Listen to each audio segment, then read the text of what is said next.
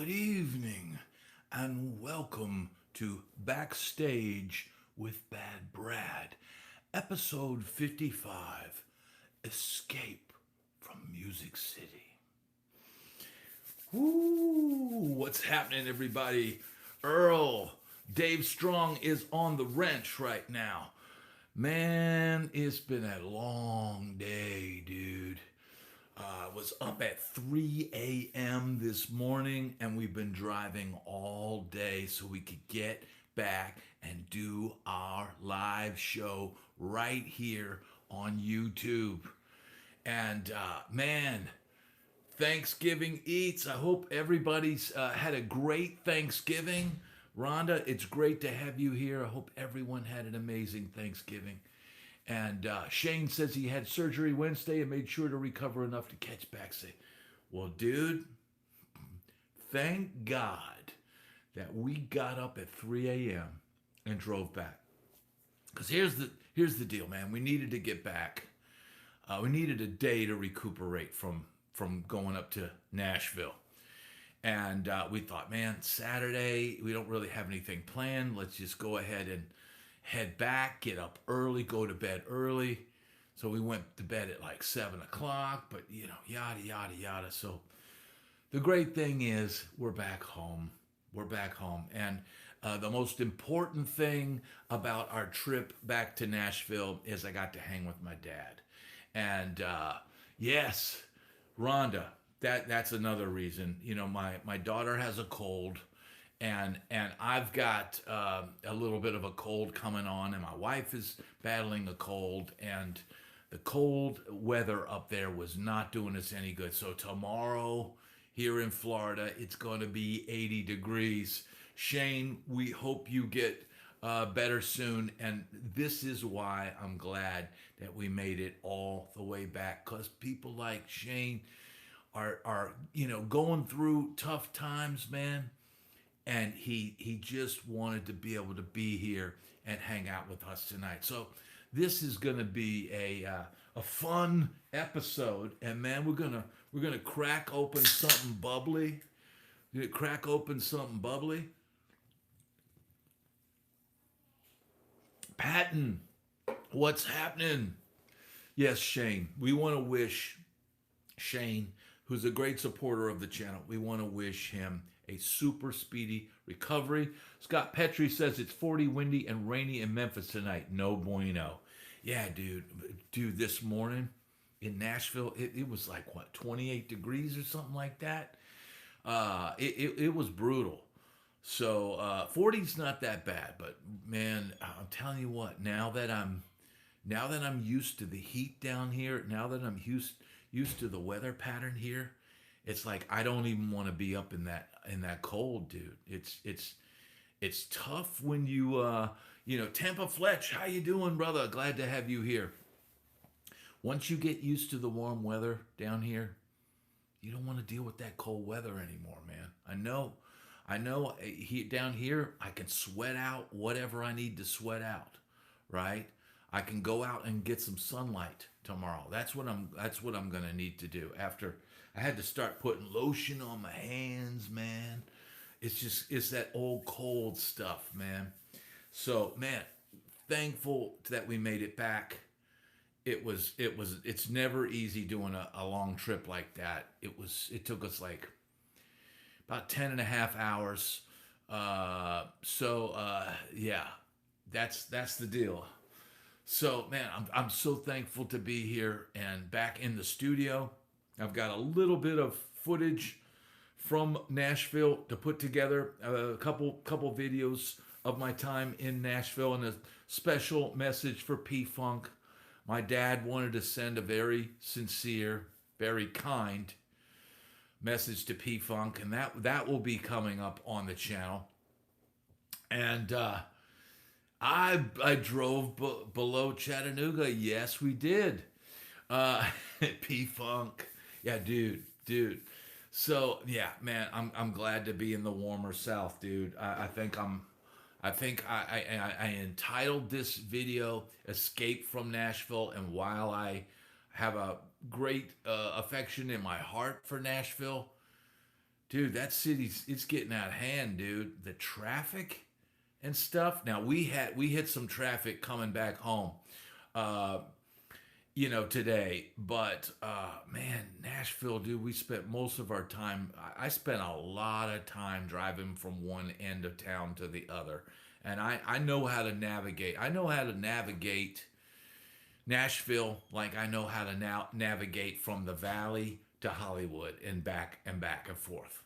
Um, but man, as far as here, I'm still learning. I'm still learning. I'm still very.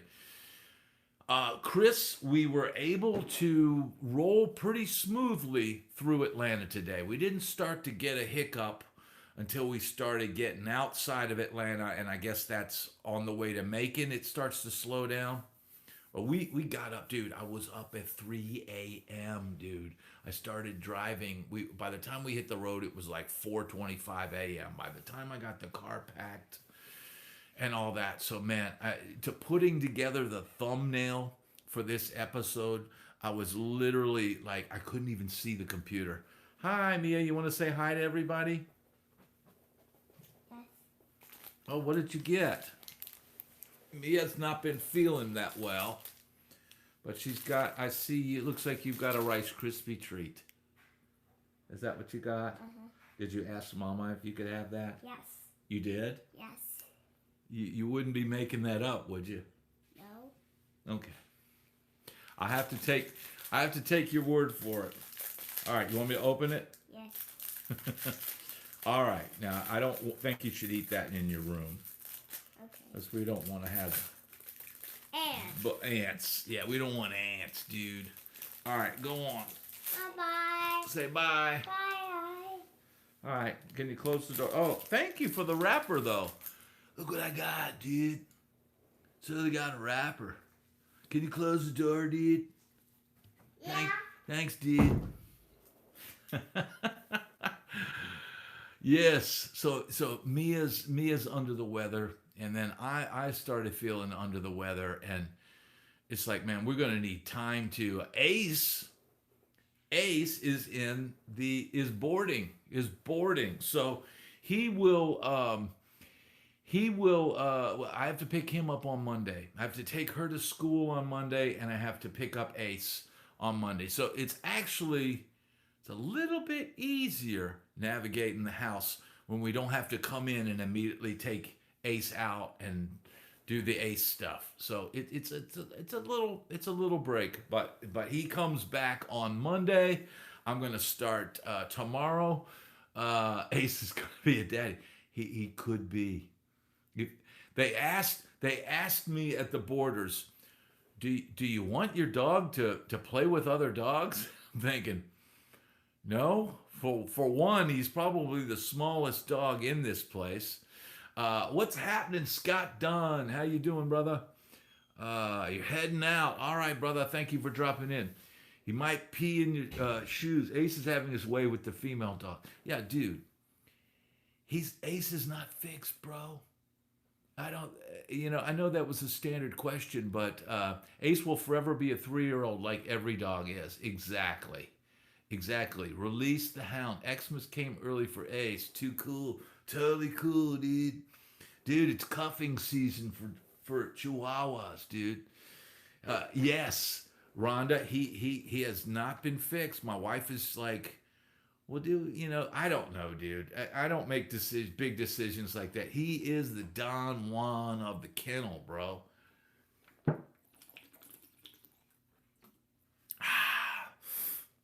I need a little wake me up, bro. Forgive me for drinking that straight out of a half-gallon or gallon container of 1 gallon container of unsweet iced tea, but dude, I need it. Ace heard all your stories about the strip and acted on it. That's a good one. Dwayne, that's a good one. So Brad Hardesty is saying Alabama or Auburn. I'm assuming you're talking about college football, and dude, I don't know jack. I don't know jack about college football, dude. I've always been an NFL dude. Bill Alingdo, what's up, dude? What's happening?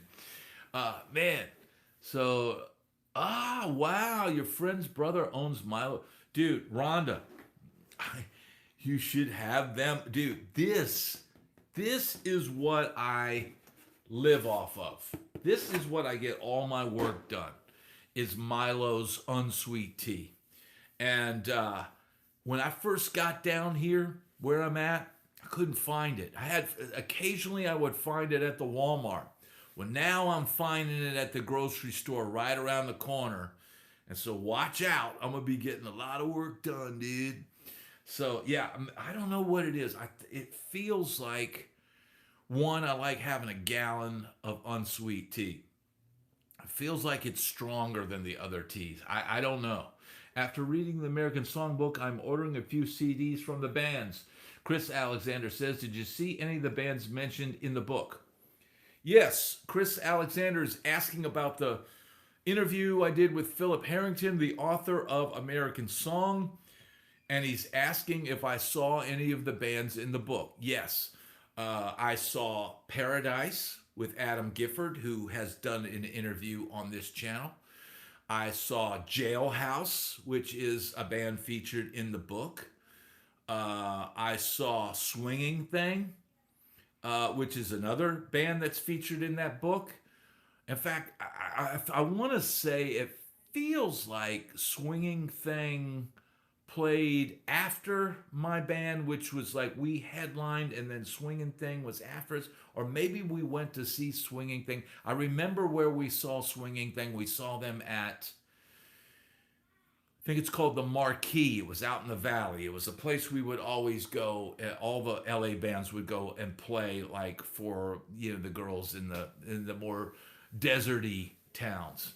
And then Swinging. So that was Swinging Thing. And I'll be honest, I didn't think very much of Swinging Thing, although girls really liked them. I feel like they were younger.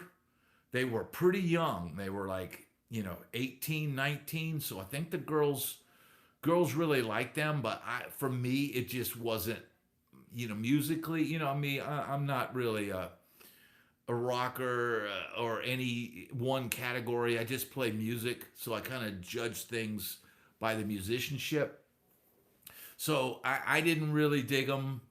Jailhouse was a solid band, and I saw them at the Roxy. But the one out of those three bands that I liked the best and thought this is a no-brainer was Paradise. That was the one band out of those three that I saw that they talk about in the book. That was the one where I said, well, this is a no-brainer. This is a no-brainer. So I mean, the fact that Paradise, I mean, dude, Paradise had more women at their show, dude, than it was the whole crowd was just, girls were just going nuts. The singer's got his shirt open and he's ripped and he's got the hair blown. He had fans blowing his hair back, and it was, and the guitar player was good, like an Eddie Van Halen kind of influenced style with really good tone and good gear. I could tell he had some money because his rig was not cobbled together like the rest of us. His rig was like, he had clean amps and overdriven amps and all of that stuff. I just thought Paradise, for me, I liked them. It sounded like American hard rock. Yes, Paradise, not Paradise. Now I saw Paradise. And they were good too. But yeah, Paradise, just regular Paradise. Out of those three bands, that Paradise was the one. I mean, dude, I saw Jailhouse multiple times. There's another. There's a few bands that weren't mentioned in that book that I thought were great. And out of all the bands that I saw on the Strip, and I've talked about the Sunset Strip, a ton. I'd still say Life, Sex, and Death, who nobody will really get how great that band was because it was never captured on record. There's a lot of musicians whose greatest playing was never captured on record. I don't think Edward Van Halen's greatest live recordings were ever captured on a record. I think Edward Van Halen could play, so much more stuff. But Life, Sex, and Death, dude, blew me away. None of those other bands in the book, and a lot of them I didn't see, so I can't really comment on something. But the thing that blew me away, it was the transition period to grunge, and Life, Sex, and Death seemingly like they could have been the gateway band to keeping the strip element, but taking it in the next generation. I don't think they were captured on record the right way. I think it's a hard sell when your frontman's this bizarre character. I don't think, but having them play like the Whiskey and stuff, dude, it was mind blowing to see this guy, this homeless guy. Everybody, the fact that every lead singer was trying to be, Mr. Hotshot. And then this guy's coming out there and he's looking like Woody Allen on crack. And he gets up on stage and just dude's powerful voice, all the movement, everything down to a science. That blew me away more than any of the bands, any of them. Did you like the Moody Blues? Yeah, I like the Moody Blues pretty good. Keith? Yeah. P-Funk says, now that's the legend of Stanley. He said P-Funk says, I got a good whiff of a dumpster the other day that reminded me of Stanley.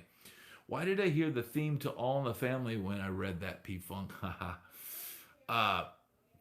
So yeah, but that's a great book, dude, because it's everybody's story. It's proving my point that the Sunset Strip scene didn't have to die the way it did, that there were a few different factors. One of them, and Chris, if you remember a couple places in the book, talking about the absence of Bill Gazzari when he died, and how all of a sudden the money to keep the cops off the kids' backs was gone, and they just came in and shut it down. The Flyer ban. Not only a Flyer ban, but Bill Gazzari potentially paying the police to not mess with the kids. Hey, these are my kids. I can just see them doing, hey, each week, sliding an envelope. Leave the kids alone, man. We got this great scene down here. Let the kids hang out. Let us do our thing.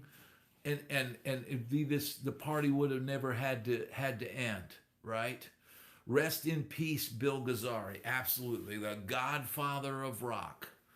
A trippy character who I played his club a few times. I never got to meet him. It was on the tail end of his, tenure on the Strip. And when he died, dude, it all changed. And, man, look, if he was doing that to take care of everybody, that's smart. And somebody else at one of those other clubs, and they're all of those guys down the Strip were Chicago guys. They were all guys, they were all connected guys. Somebody should have taken over the payments. Somebody said, hey, Bill's gone, we need to take care of these guys, forget about it. Hey, you got to take care of our kids down here. Hey, don't mess with the kids. Here's an envelope. You make sure those kids are safe. They get to rock and roll all night, party every day. Nobody needs to know the better. See what I'm saying there? Here, you come each week, I give you an envelope. You take care of me, I take care of you. Forget about it.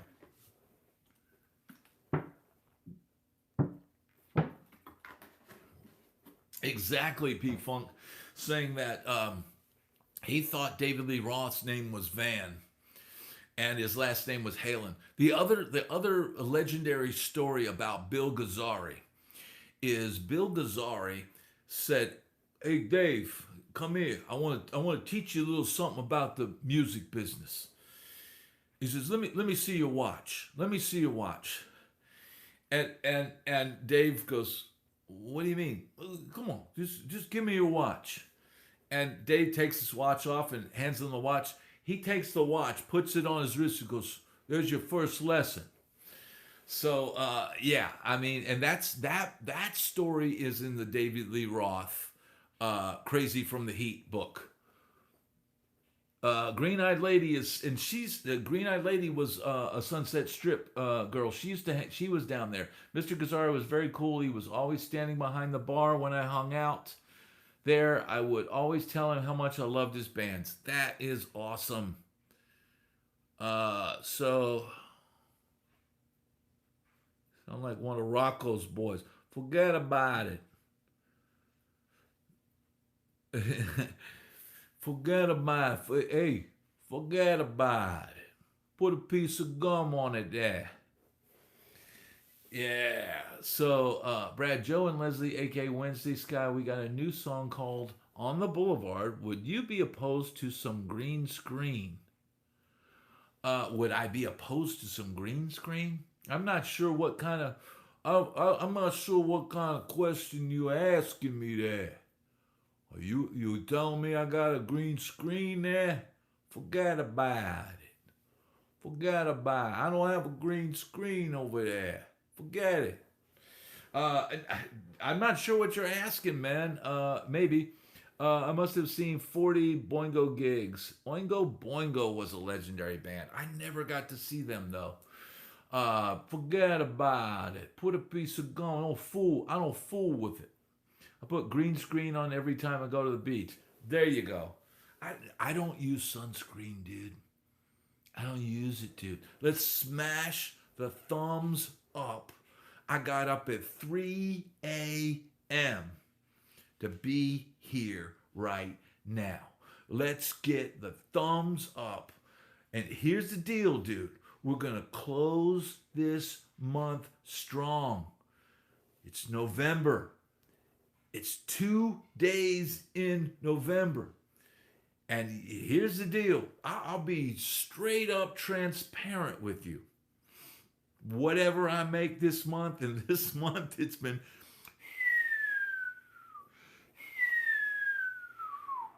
November's not been a good month. But here's the deal. The money I make, forget about it. Right here in this month right here, that's what I get December 21st. That's my Christmas gift there. Forget about it. I get Fugazi.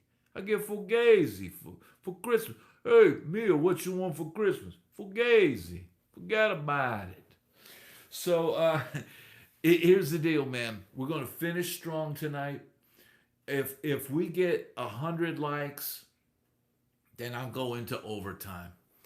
Otherwise, I don't care about the super chats. If you super chat me tonight, it absolutely helps.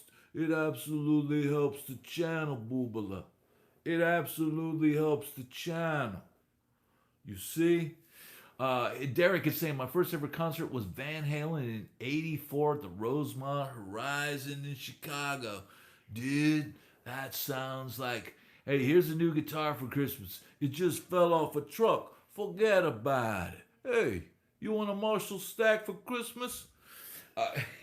Dude, and you know what? It probably was close to Christmas. The time when me and Greg went down to the strip. We parked in the building across from the whiskey. They had a lot behind it. And we parked in that parking lot. And I had just gotten paid from I had my hotel gig money. I think I made $150 that day or something working at this hotel in tips. Or I got paid my check or something. And we're standing outside the car. This car pulls up like a truck or something.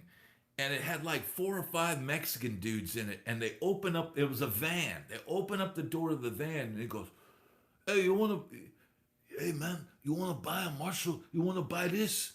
You want to buy this Marshall? It says Marshall. You want this? And I'm like, yeah, yeah. My eyes got like this. I see JCM 800, right? I see a 100-watt JCM 800 head. And I'm like, yeah, I'm like literally like I needed that. My amps situation was always sketch out there. I'm using P-Funk's roasted amp. I'm using whatever I can cobble together. But I only had $100 to spare. And I go, oh, I'll give you $100. They go, oh no, man, it's worth much more than that, man. So I go, okay. And so we go out, and I made sure for some reason I didn't pee away that $100. I still had that $100 bill in my pocket. And as we're leaving that night, the same van pulls up. They go, you still want it? You still want it? I'm like, yeah. I go, $100? Yeah, $100. Psh. And I drove the car home on that way home with this probably hot JCM 800 in the trunk of Greg's had this vintage Mercedes, and he was hammered. So I was driving, and I don't really even know how to drive this thing because it had a column shift in it, and I'm futzing up the column shift, and I rolled through a stop sign. I got this funky amp in the trunk of the car, and I'm thinking, oh man, we're cooked. And man, the way it was out there, dude, a lot of times the cops had so much other stuff to deal with out there that they didn't even bother us. He didn't pull us over, nothing. We just kept rolling. I just crossed my fingers and worked the column shift and got our ass back to the shock house. We had fun with that benzo. You got the benzo right here. So that's the deal. And FMP, if we could please refrain from talk that may dissuade the young ladies in the room. Please, FMP, I'm imploring you, sir. I'm imploring you, sir. We don't need to be talking like that, sir. Sir, that is not the kind of language that I like to be talking about here in this room right up in here. Please, dear sir. Please, I implore you, sir. Now, we got Mike H. in the room. I know Dave has got a concert he's attending tonight. And so Mike H. is on. Freddie is here. Glad to have Freddie here. Yeah, I understand the fog, Mr. FMP, but let's keep it nice for the ladies here tonight. We got such lovely ladies in the room. Please be kind and rewind, my friend, and ease your mind.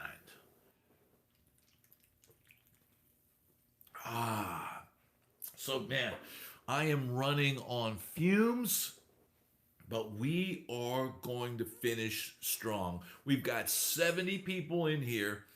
We're going to get those thumbs up. If you hadn't hit the thumbs up for tonight, hit the thumbs up.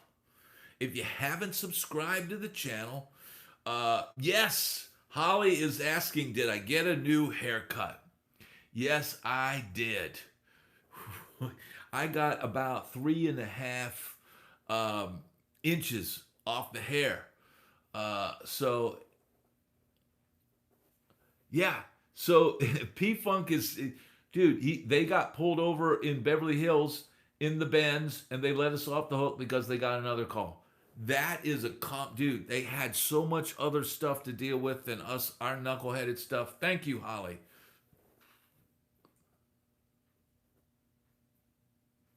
There you go, Mike H. Yes, indeed. Hype if you can. Drop a line in the message section and throw dough if your pockets. Thank you, Rhonda. Thank you. Now, here's the deal, man. I've got very lofty goals. My lofty goal is 30K by Christmas Day. Now, I know maybe that's not attainable, sir, But if you can't dream, it's shiny, dude. The wig is shining. Here's the thing, man. Once you took all the weight off the hair, it looks like I got a perm now. My wife said, "What did you do with your hair? How did you get it to look like that?" You want to know what I did? Nothing. I did nothing. I washed it. I went psh, with the towel, and then I let it dry on its own. It looks like a perm, dude. Big perm. Exactly. Make a video about Bo. I'm not even sure who that guy is or what he does. That's. I think he's like a political commentary or something.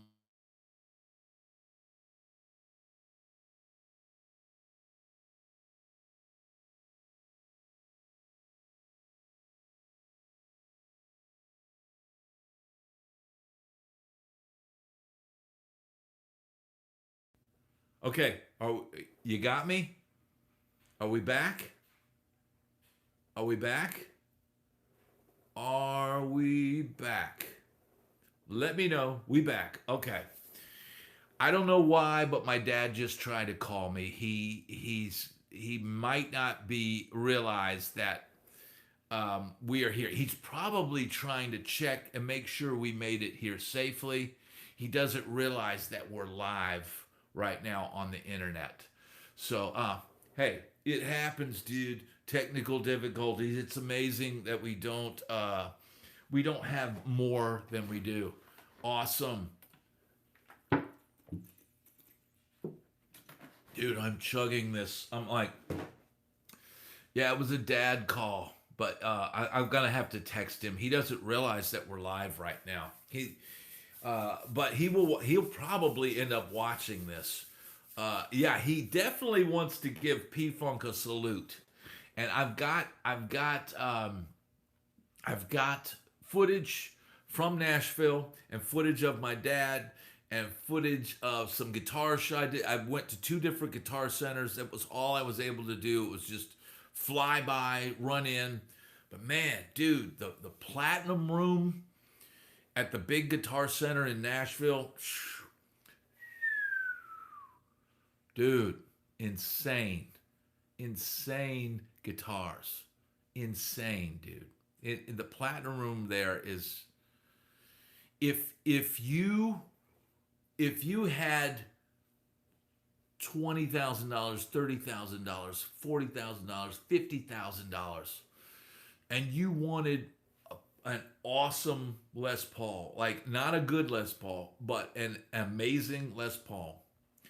If you wanted an insane Super Strat, if you wanted an amazing custom shop Fender Telecaster, if you wanted an amp, a tube amp that was just like mind-blowingly good, go down there. If you win the lottery, go down there to that Platinum Room, dude. I'm telling you, you go in there, and I can just look at the guitars on the wall and go, well, I know these sound good. It's like the Les Paul, dude. It had amazing selection of the aged Gibson Les Pauls and stuff like that. Man, yeah, that footage is on the channel. They did not have Harley Benton's bow. Actually, probably if I'd have really dug through the used thing, there might have been a Harley Benton, not in the Platinum Room, but there might have been one. Audacity. Man, P-Funk. You know what? I don't have copies of that old instrumental stuff, man. I wish I did, dude. We had some cool, instrumental fusion stuff. I used to write a lot more complex stuff than I write now. Audacity is now a name of a DAW or something like that. Yeah, probably so. But yeah, I wish I had those old tapes. Have you ever been to Norman's Rare Guitars in Los Angeles? Just driven by it a few times. Derek, but never actually been in. Here's the thing, man. I don't. I'm more of a new guitar person. I don't know what it is, dude. If you find that P-Funk, let me know. I would love to have a tape of that stuff and sort of relearn it via the tape. You don't have to send me the tape. Because somehow you could even record it with your phone, and I can relearn it, and then maybe redo it, maybe recut it. Now that I can actually record stuff. See you in the morning, Chris 8. Now tomorrow morning we've got part 2 of Pyro John Watkins. Epic friggin' interview tomorrow morning. Do not miss it.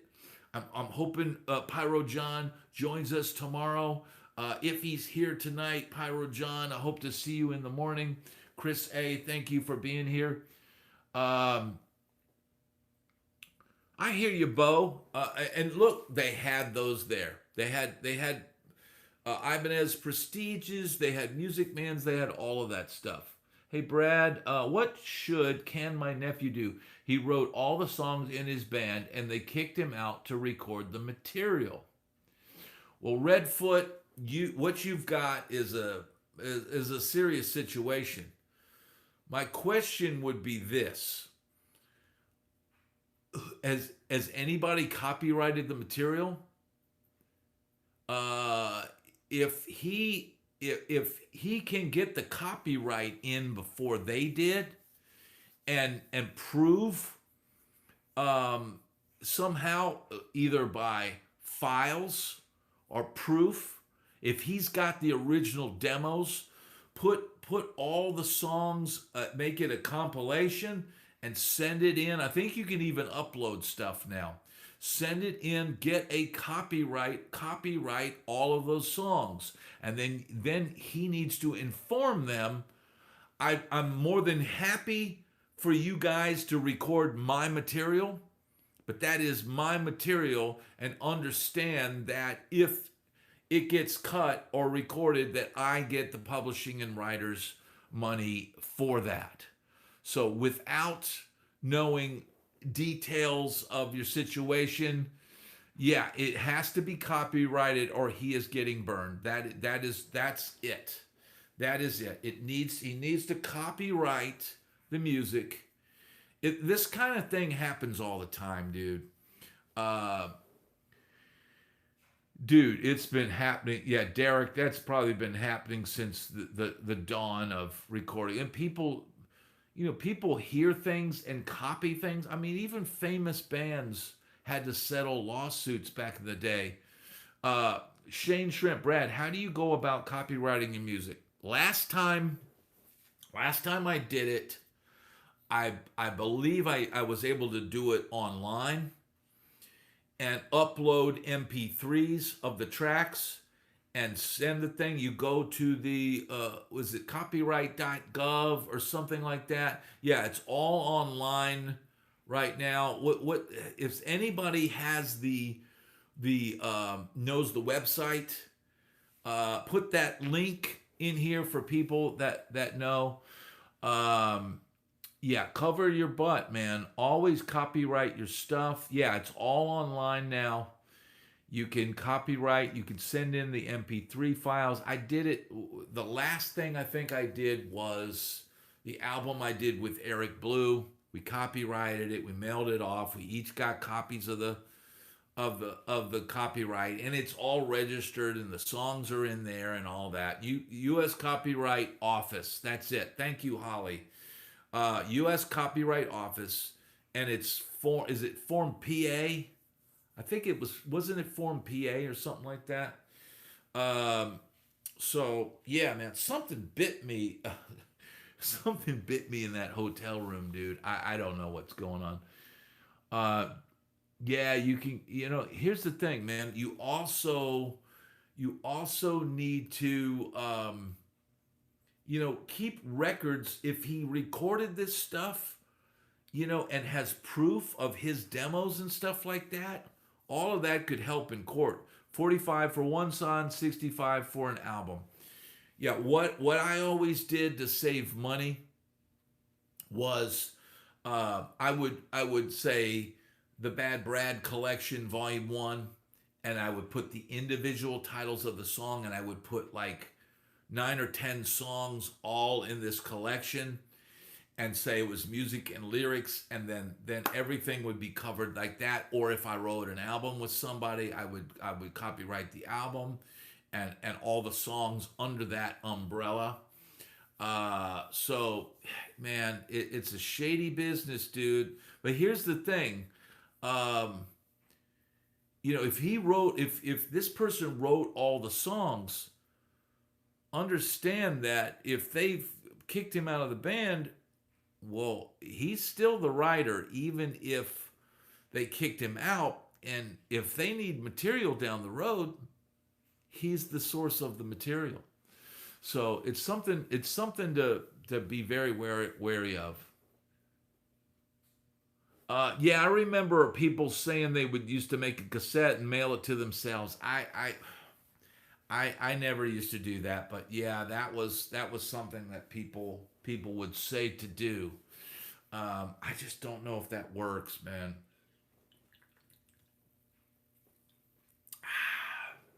So we're rocking and a rolling. We've got 57 people in here. Let's get the thumbs up.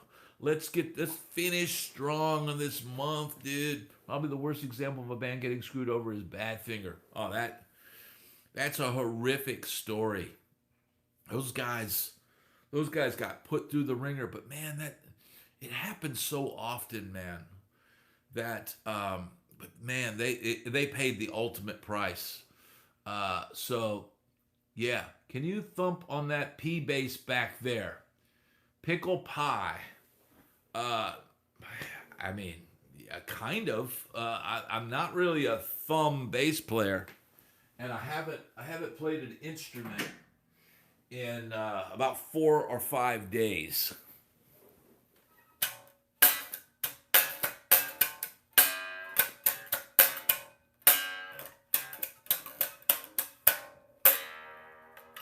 There you go. That's all you get.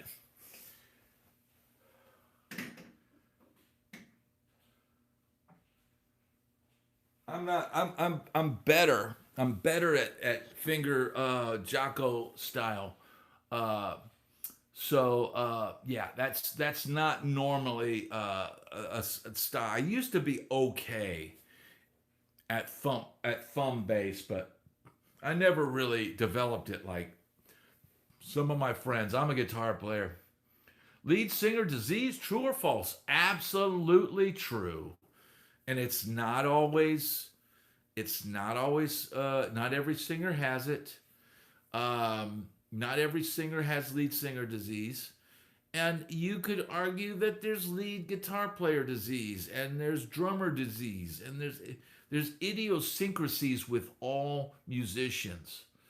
Yeah, no one would accuse me of being a Keith Horn, Holly Lewis. No one would ever confuse me with that. Uh, yeah, rock. I mean, but I think if you're gonna be a lead singer, you've got to have that insane confidence, and that goes back to the video that I put out today, Delusions of Grandeur. You've got to have confidence in yourself to you've got to have those delusions of grandeur to believe in yourself enough to go out there. Singers are naked, dude. The singers that just go up there with a mic stand, they don't have a guitar or something they can hide behind. Guitar player can kind of just get into his guitar, put his head down, and kind of forget that there's a few thousand people in front of him, and just get in his world and emanate and not have to think about it. Uh, I'm going into the venue, but can mod until 8. Thank you so much, Dave. Thank you. Vote for Pedro. Thank you so much, Dave. Dave is the best. Thank you. And Mike Yates, thank you for being here. And you know what? I don't know how much overtime we'll do tonight. Zach Sabbath tomorrow night. Awesome, Chris A. Uh, FMP says he was in a band with a singer with terminal LSD, wore a cape, high-waisted trousers, fluffy pirate, Joseph Smith shirts. Hey, that sounds like a good time to me, dude. He sounded like he was a party waiting to happen, bro. Totally righteous party, dude. A totally awesome party. Dwayne says, we had a really good singer in our party group. As soon as he started showing signs of the singer disease, we would make him sit on the porch. Here's the thing. I think if you're going to find a singer that doesn't have it, find one that's an actual musician. Singers think they can just show up and hit a few notes and look good. Those guys are the ones most likely to have the singer's disease. If a guy is grounded because he's had to spend years building his technique and learning how to play chords and stuff like that, an instrument tends to humble you. The guitar humbles us each day. So we have to stay humble because we know we're never going to learn all of this. We're never going to learn all of this. But a singer thinks they know it all, dude. All I got to do is go out there and smile, bro. All I got to go out there and wink at everybody and, hey, how you doing tonight? So K-Dog is saying you don't consider singers musicians. Well, here's the deal, K-Dog. There are a lot of people who can sing, and I don't consider them musicians. They can carry a tune like a bird can carry a tune. Do you consider a bird a musician? Can a bird sing a Phrygian scale? Can a bird sing? Can a bird tell the guitar player, no, I want a dominant 7 there instead of the minor 7? Major third instead of a minor third? No, there's a difference. So, my thing is, and somebody said, if you can't read music, you're not a musician. Well, I don't agree with that. I haven't read a note since I moved to Nashville. I hardly ever, maybe once in a while, I have to read a couple fly specs or something. But, you need to know, like, something. You need to know chords. You need to know what's in a major 7 chord, what's in a minor 7 chord, if a lead singer can't communicate to his band, no, I don't like that chord. Try the tritone sub here. Or why don't you, instead of just playing straight major chords, why don't you play major 7 for the 1 chord on this or whatever.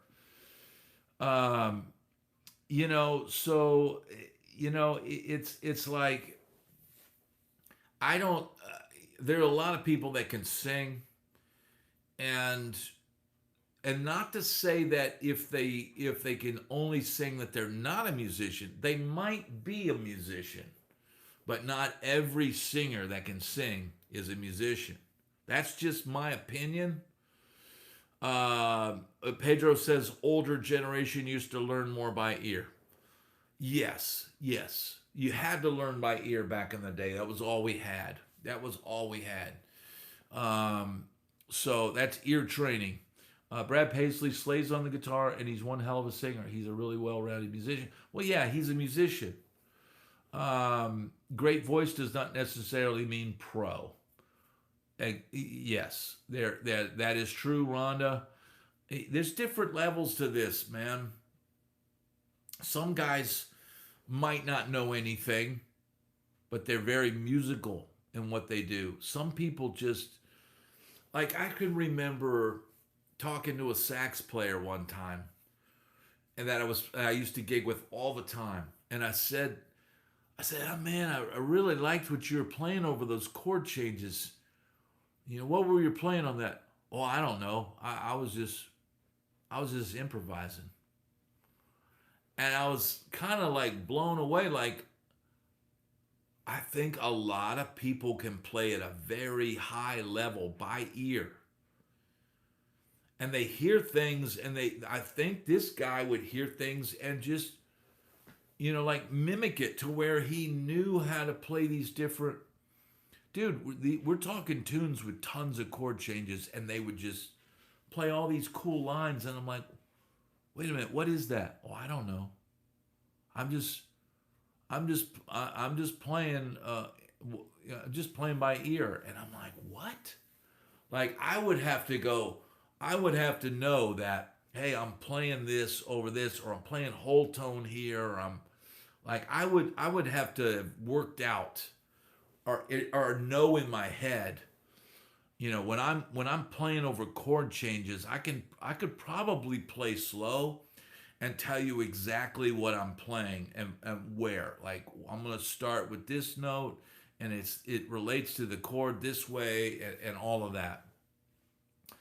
So but some people, dude, some people just playing by ear, and they literally, like, I've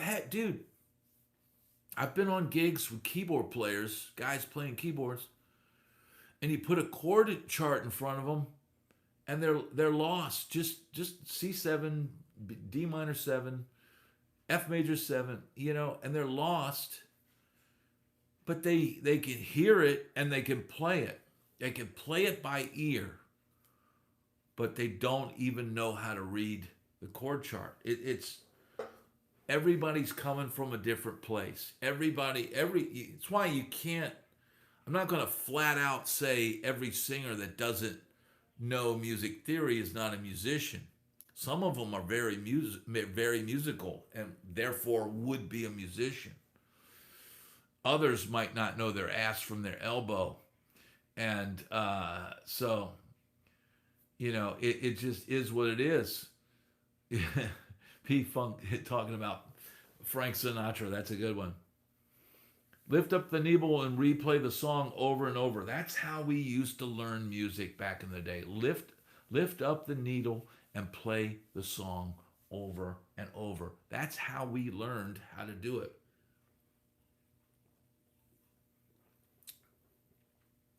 So, man, there's been some great questions tonight. Many classical players can't play the blues.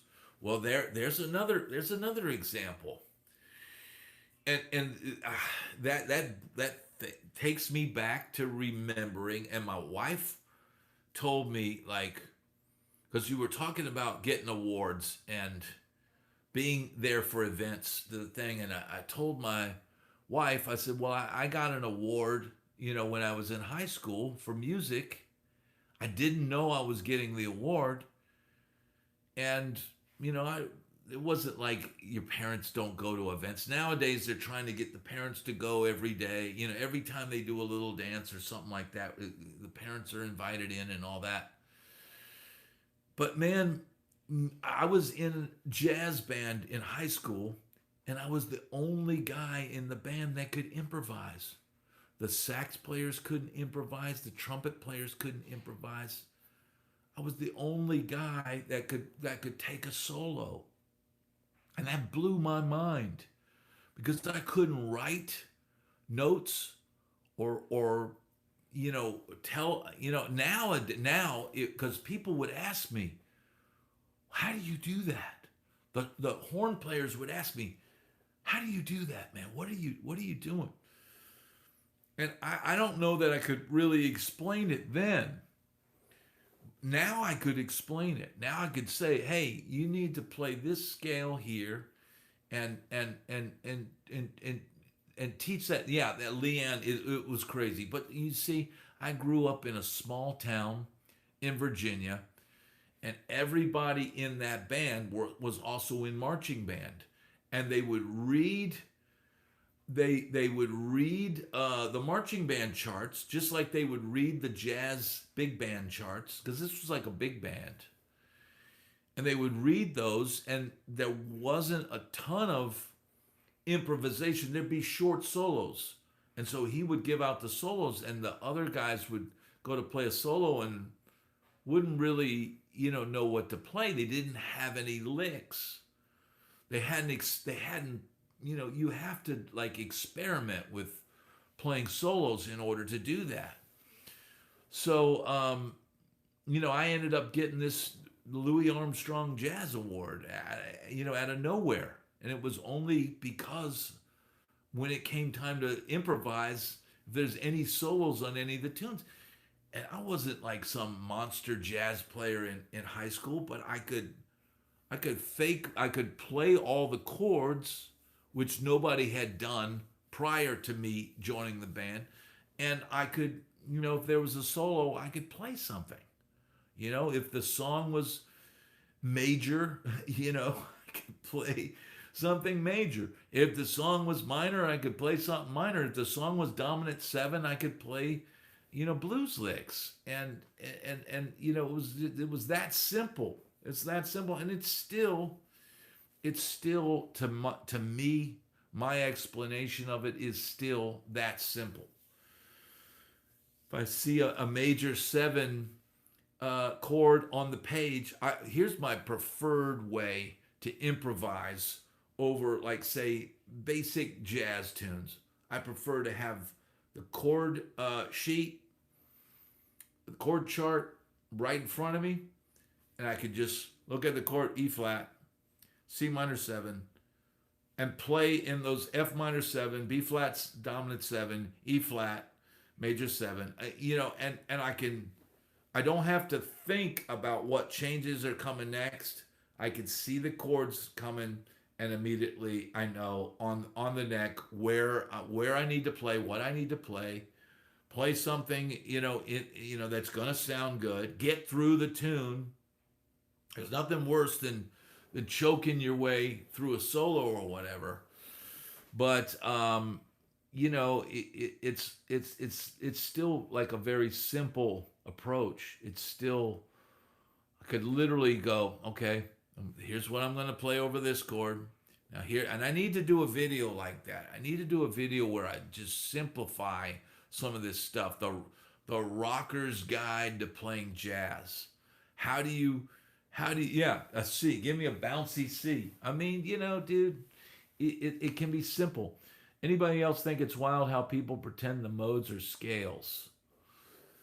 The modes are just flavors of, to me, it's just flavors of the same scale, played over different scales. But I treat Mixolydian mode, I treat it as its own entity when I have to play over a dominant 7 chord and I play Mixolydian mode.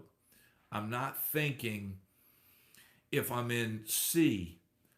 I'm not thinking, and Dave's having technical issues, so if we don't have is Mike H still here? Make sure we still have a moderator. But if he's not here, then we might be completely done at the end of the hour. But here's the deal, man. I think of it, for me, I don't think of it as C major scale over G7. I think of it as G Mixolydian, because I'm going to emphasize the G dominant 7 notes in there. I'm not thinking C major scale, even though it's the same notes.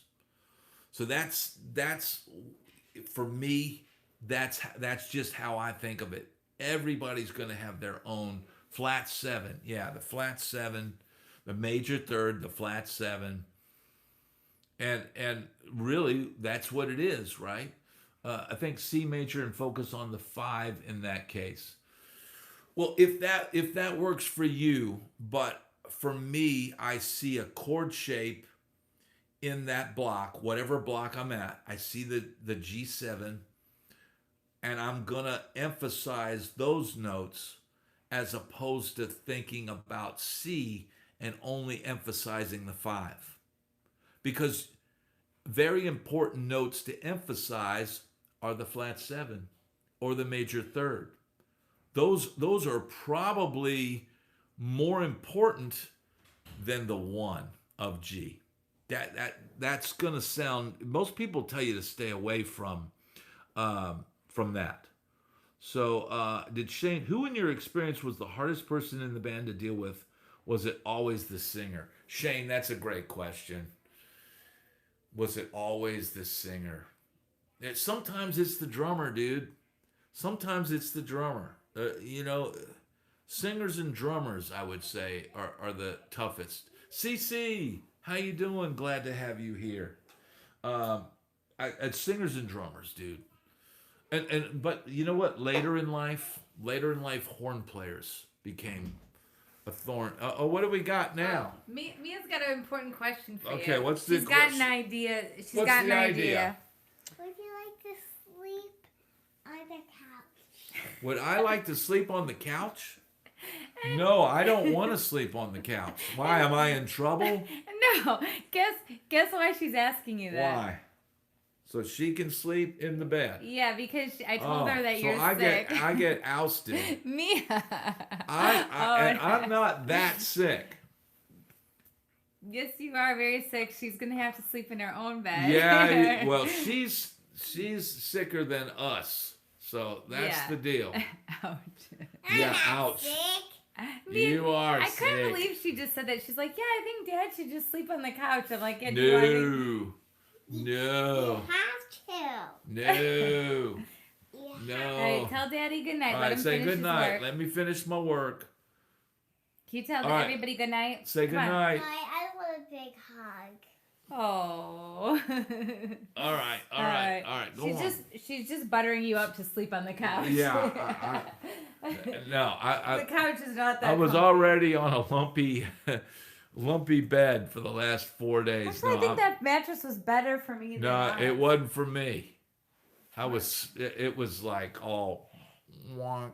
Our mattress hurts my back. Well, I can't help that. Okay. Couch surfing, dude. I'm couch surfing, they're saying. Couch surfing? Yeah, they said Brad's couch surfing tonight. Brad's couch surfing tonight. He's not going to dude. be sleeping. She asked me, "What did you do with your how did you do your hair? What did you do to your hair?" I said, "Nothing." It's ridiculous. I don't want a sore back. I love it. All right. All right, see ya. Wait, you gotta brush your teeth. Y'all are making me think I need to go back to practicing skills. I put it down about a year ago and forgot about them. Thank you, Gabrielle, Gabby. Glad to have you here. And look, dude, I do not know all scales. I know what works for me, the type of music that I play, and I know enough to get in trouble.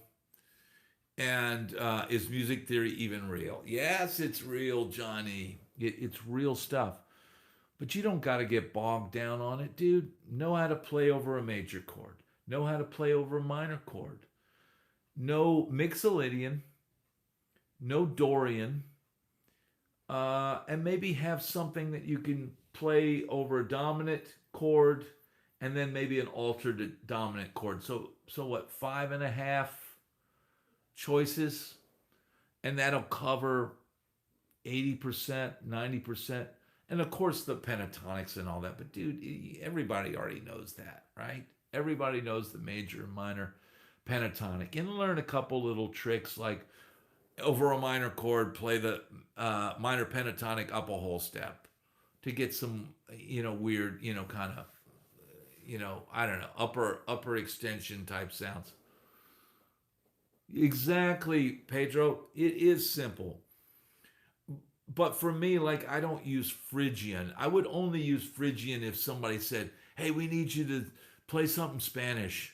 So I would putz around with Phrygian and just run a C major scale over E, right? Is that what it is? Yeah. So I wouldn't even, it's not something that I learned. Learn octave shapes, pentatonics, intervals, all of that stuff. Learn as much as you can. Learn what, everybody's going to learn different things and take to different things. Lydian is a cool one, Pedro. Now, I do mess with that. But what I do is use like a Lydian dominant. So I'll play the flat 7 and the Lydian. Was it the sharp 4? Or the flat 5? I will throw, and I will throw that flat five in. I will throw that flat five in just to mess with the band. Here's the thing, man. Most people would play that flat five over a dominant chord, and it would sound like the sharp four. Could make it sound like it doesn't fit. If you're playing, say, say E, and this is tuned down.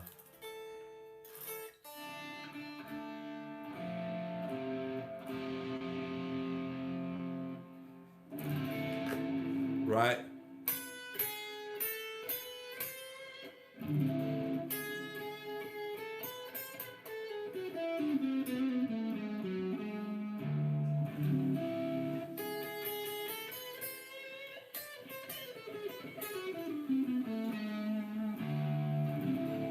Right? If you want your dominant 7 chords to sound more exotic, mess with that one note. Just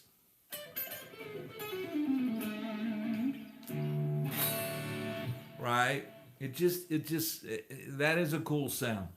That is a very cool sound. Now, I hope you guys can hear that.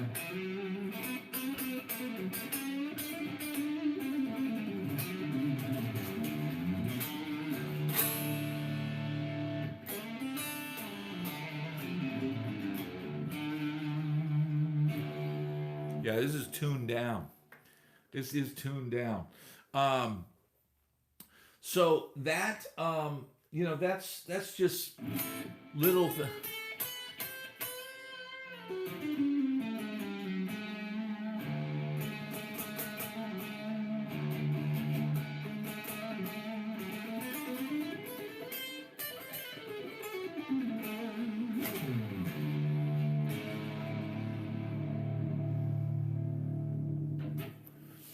So, man, we've been going for about 66 minutes. I think we've lost our moderator. I don't think Mike H is here tonight. And I think Mike H is gone. And, I just want to thank everybody for being here and rocking out with me and carrying me through this live episode and and having a good time. And man, here's the deal. I need to get some rest. I'm gonna go get some rest. And here's the deal. Since tomorrow is the last day of the month, maybe I'll do a live tomorrow night or maybe tomorrow afternoon. Who knows, dude? But tomorrow morning, I'm gonna go set it up now. I'm gonna put the Pyro John Watkins Part 2. That's gonna be 8 a.m. tomorrow morning, Eastern Standard Time. Thank you, everybody. Have an amazing night. See ya.